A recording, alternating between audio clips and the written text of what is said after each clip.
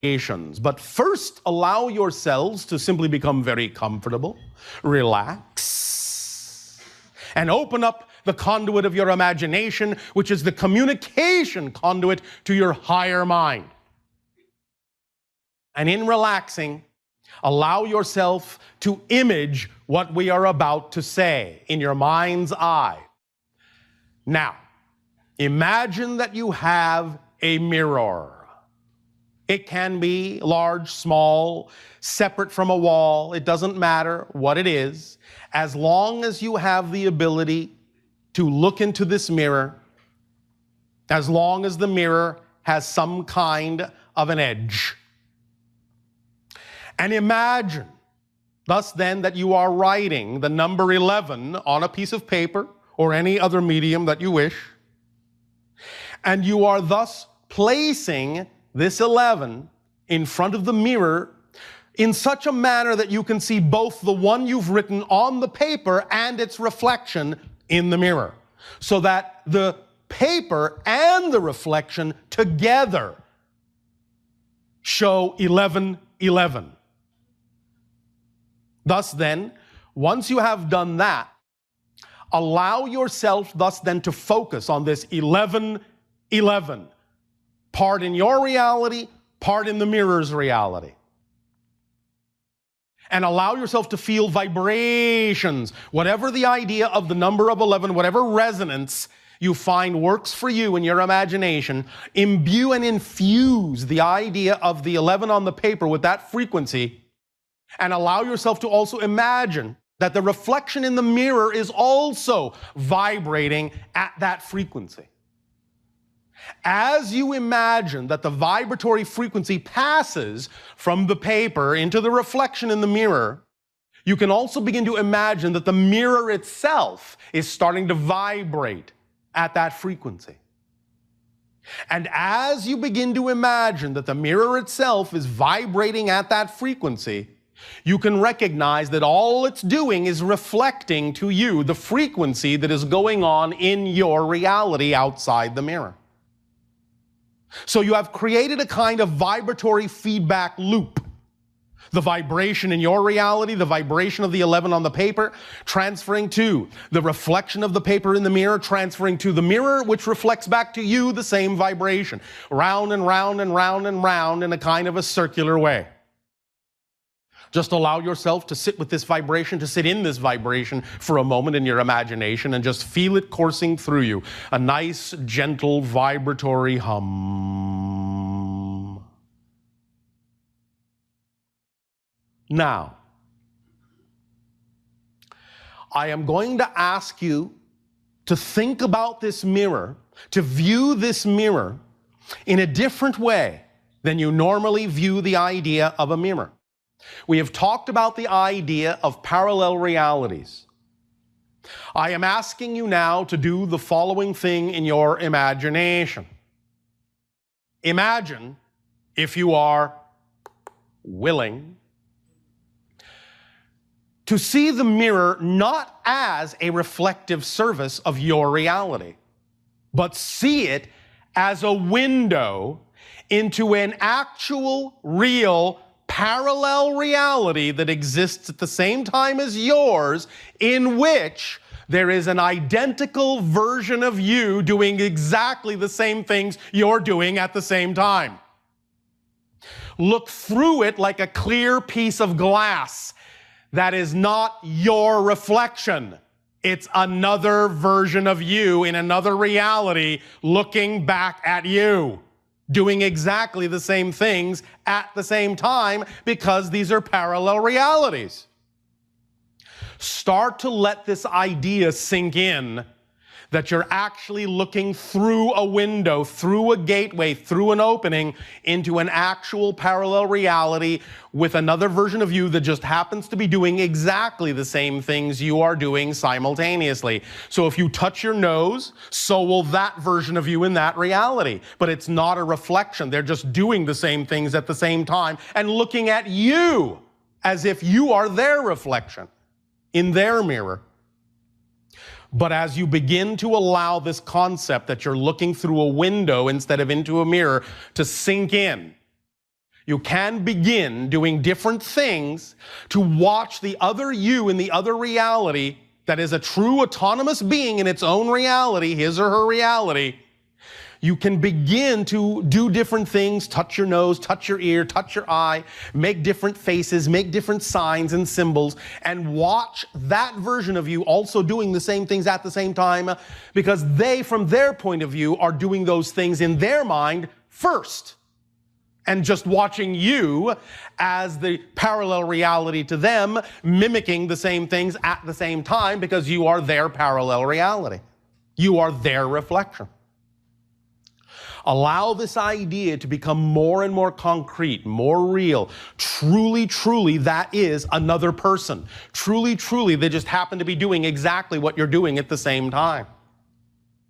Now, as you continue to do this, and as you continue to watch your parallel reality counterpart apparently choosing to do the same things at the same time that you are choosing to do them, now let your imagination create just one small, subtle, surprising difference.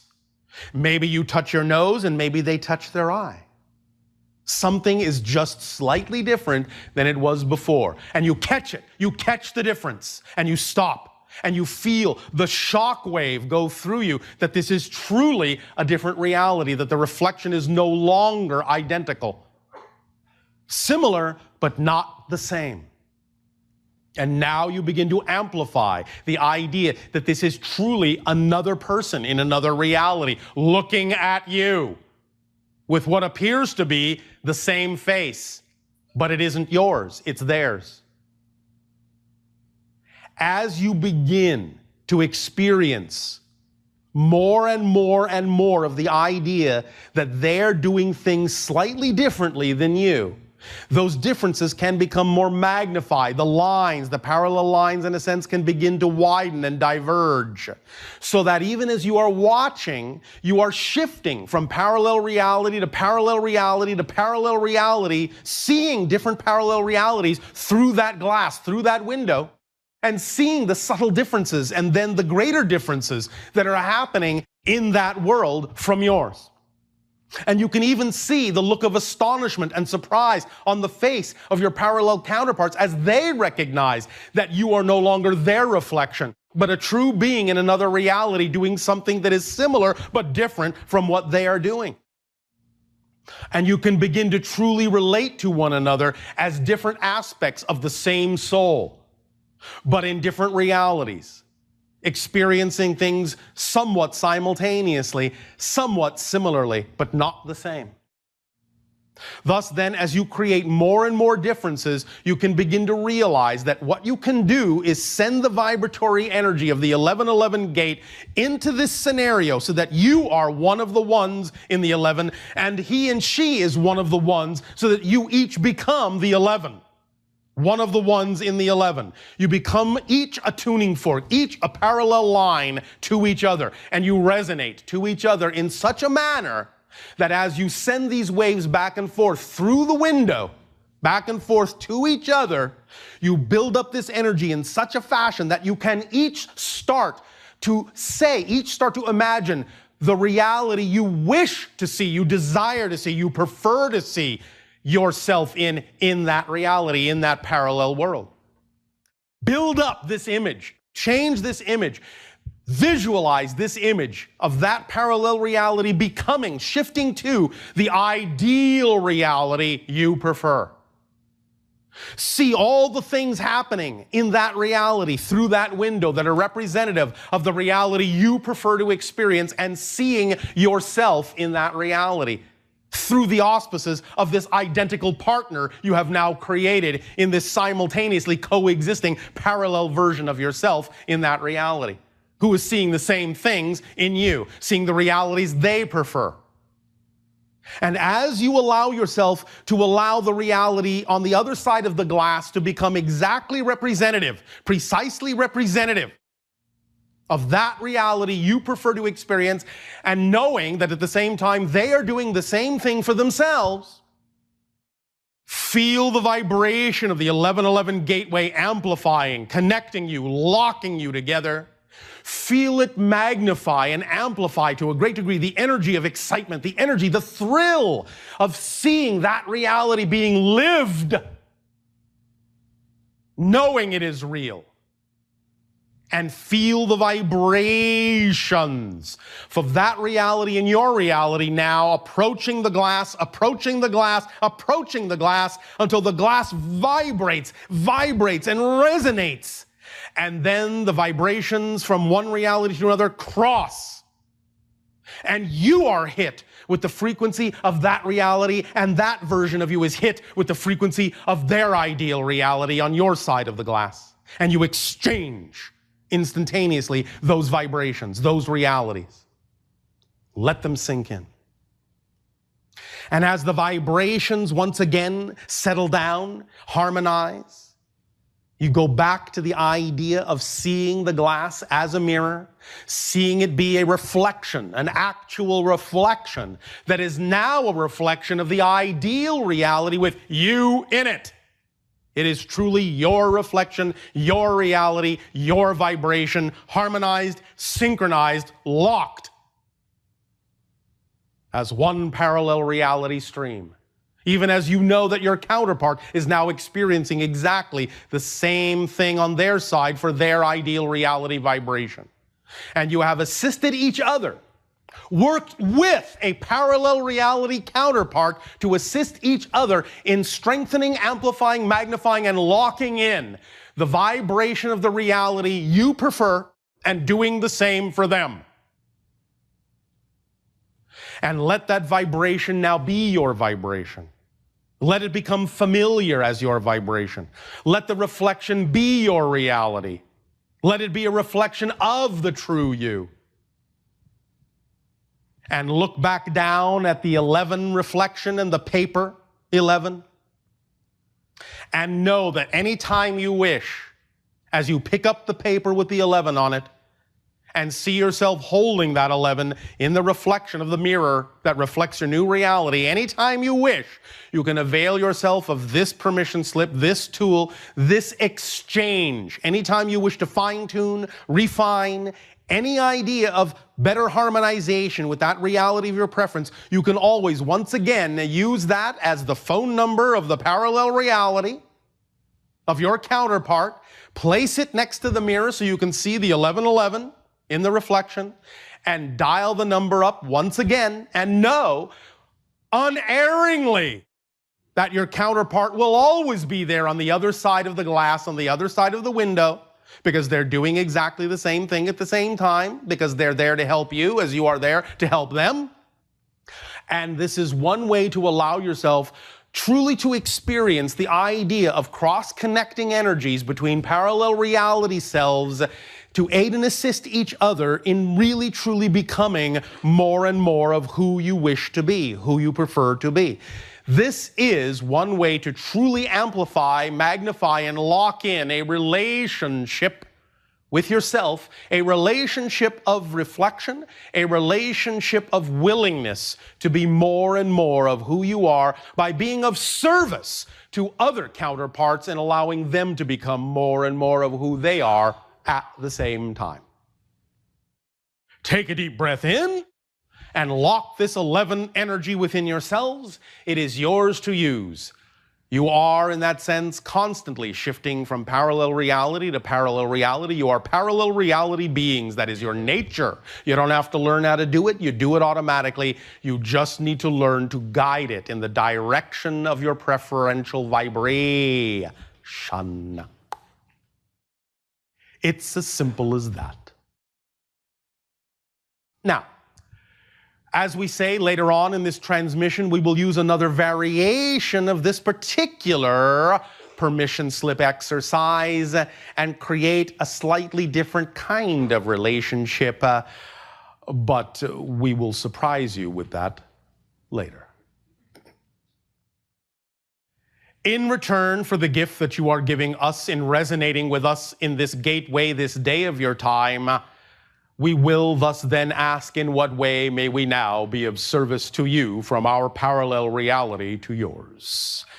You may begin with your interactions and questions if you so desire, and if... Good day, Bashar. And you, good day. My name is Kaylee. If you insist. And, well, I had some questions, but as I was sitting in the back and you were talking, you seemed to have answered quite a few of them. And they How were about, synchronistic of us. I know. They were actually about parallel universes. Yes. And I had a couple of questions. I'm not quite sure which one's going to come first, but I'll just throw this one out there. Then we'll all be surprised. It seems to me like I don't have enough time to get anything done. And I make jokes to my friends a lot that time is collapsing. Like I say that maybe there's only 18 hours in the day and not really 24. Yes. Because it just seems like I have so much to get done, yet it never seems there to be enough time. All right, we'll address that in a moment. And then I was thinking, since we're really on the cusp of the fourth dimension Fourth in density. consciousness, the fourth density in consciousness, I was kind of playing around with the idea of, I know this is going to sound crazy, but... To us, no, probably not. Bilocation Yes. and omnipresence. Yes. And because it seems to me like if there are parallel universes, perhaps I can get a lot of these other things done in the other densities. In a sense, yes. And I mean, truly, like I Yes, love living here, but I have family You on the East understand that Coast. this is the basis for what you are now in your planetary technology beginning to invent called quantum computers? I don't know. Quantum computers are capable of calculating simultaneously in multiple dimensions. Well, good. Then we're onto something here. Yes. Remember that your technology reflects changes in your consciousness. So it's a reflection of capabilities that you are creating for yourself. Thus, that's why you don't necessarily need as much time as you think in one particular dimension or reality strata. Mm-hmm. And remember, the idea of following your excitement and acting on your excitement is that it is the organizing principle as well as the driving engine of your life. And thus, if you act on the thing at any given moment that has the highest amount of excitement, that you have the greatest degree of ability of taking action on until you can take no further action and then choose the next most exciting thing and the next most exciting thing in order in which they present themselves to you, whatever it is you actually had time to get done that day is all you needed to do that day, and what you didn't have time for did not need to get done. Because you must trust the organizing principle of your excitement to show you what actually needs to be done in any given day. Okay. Make sense? Yeah, it does. All right. It does. Okay, so Yes. the sense of omnipresence, Yes. where what I understand omnipresence to be is your ability to be at more than one place at one time. Stop. What you are describing is your ability to sense more clearly that you're already in more than one place at one time. Although at the same time, it's actually a growing sense that all times and all places are simply another version, another perspective of here and now, and that here and now is all there is. Mm-hmm. So it's simultaneously those kinds of perspectives coming to the forefront of your consciousness. You're already everywhere at once, and you're beginning to sense it because everywhere at once is actually just right here and right now. So what you call different moments are just different perspectives of the same moment, because there's only one moment in creation, now. So it seems to me then, if I'm feeling this, is it because I'm picking up on everybody else feeling this at the same time, and we've bridged a gap in dimensionality where we are able to sense this or perceive this more and make this more of our reality? Yes. As you allow yourself to expand your consciousness, to redefine the idea of the reality that exists only in your consciousness anyway, to accept these other perspectives, and as other individuals choose to do so as well, and you form collective agreements to experience a reality that contains that concept, then you begin to experience that concept among yourselves more and more and more and more. It becomes the synchronicity of your reality. It becomes the way you experience your physical reality, because all of that's going on in your consciousness anyway. There's nothing out there. Mm-hmm. It's all in here. Mm-hmm. Make sense? Yes, it does. Does this answer your question? Yeah. Hello, Bashar. I know you. Good day. I came from Spain to see you, so I'm very happy to be here feeling your I came energy. from Esthasani to see you. Thank you, and happy birthday. Thank you. So in my country now, the situation financially is very bad. I'm sure you're aware of that. Many systems on your planet need to, in a sense, disassemble while new systems are being created to take their place. Yeah, the thing is that the people is very negative around me. Like also the people that I love, I suffer because I see them suffering and with a very negative attitude, and I'm trying to get them in a very... All you can do is share with them different perspectives and different ideas about what they could choose instead, but you have to love them unconditionally enough to allow them to choose whatever it is they decide to choose without thinking and reinforcing the negativity by seeing their choices as the wrong ones. You have to validate what they choose as part of their path, even at the same time you offer them other choices. But you can't force them to take those choices, nor can you think less of their choices just because they don't accept the ones that you think they ought to. Yeah, but the thing is... Yes? What is the thing? Sorry. I see them suffering and I love them, so Yes. they kind of get me down, and that makes me wanting to get away from them. And Yes. Well, sometimes you may find that is necessary. If individuals continue to insist on choosing vibrations that are not compatible with the vibration of your preference, you may find that the law of repulsion will push you away from one another. Yeah, but I love them, so I feel selfish. If you love them unconditionally means there is no condition on your love. Therefore, if you recognize the idea of different vibrations being incompatible, creating the idea of what appears to be a separation, understand that in some cases, and you have to be the one to be able to discern the difference, that in some cases the most loving thing you can do is demonstrate the consequences of their choices to them by moving away. Mm-hmm. Do you understand? Yes. That can be the most loving thing you can show them, so that if they recognize that the consequence of their choice is to be out of touch with you and they really would prefer to be in touch with you, then maybe that will allow them the opportunity to make a change within themselves that will keep them in touch with your frequency. But if you stay there when you know that it is not compatible, then all you're doing is reinforcing the incompatibility. Mm-hmm. You understand? Yeah. And you're not giving them an opportunity to see that there might be another choice. Not that they have to choose it. Again, the love is unconditional. But also understand from a higher perspective, a higher point of view. Ultimately, you are eternal beings, eternal spirits. There's no hurry. If they don't choose something in this life, they can have another experience where they choose it. It doesn't always have to happen in any particular given life, you know, because you are eternal and infinite. So you don't have to feel a sense of desperation or urgency necessarily. All you can do is offer them the option, the opportunity, but you have to allow them to make the choices that they need to make for themselves, or at least that they feel they need to make for themselves, because if they simply refuse to choose the idea of a more positive perspective, then that may simply be the theme they chose to explore. Their soul will still learn from it, they will still grow from it, and they will always, always, always have another chance. There is no end to second chances. Do you understand? Yeah. So, relax your own energy so that you are not adding to the energy of desperation, which is the fundamental foundation from which they're making their negative choices. Mm-hmm. Does that help? Yeah, a lot. Thank you. Thank you. Gracias. De nada.